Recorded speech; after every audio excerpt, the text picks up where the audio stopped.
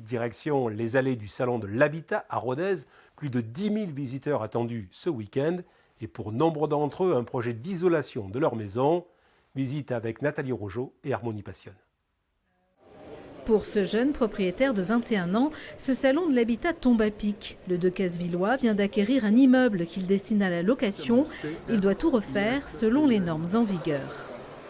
Il y a une mousse qui va être mise dans le sol, une dizaine de centimètres. Les fenêtres aussi vont être changées parce que on n'est que sur du simple vitrage pour le moment, donc je vais passer sur du double vitrage en PVC pour augmenter le confort thermique aussi.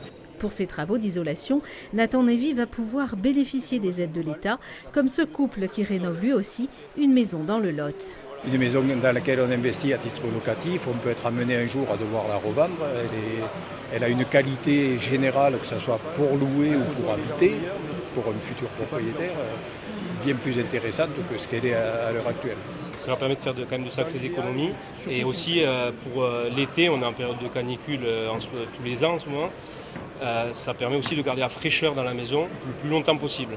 Et en hiver ? Voilà. En hiver, ça va leur permettre d'économiser tout ce qui est chauffage électrique, chauffage au bois, tout ça. Ça va garder la calorie dans la maison en fait. De bons matériaux isolants permettraient de réduire la facture énergétique de 30% en moyenne. Une maîtrise des coûts encouragée par le gouvernement. Début janvier, des aides encore plus intéressantes seront mises en place.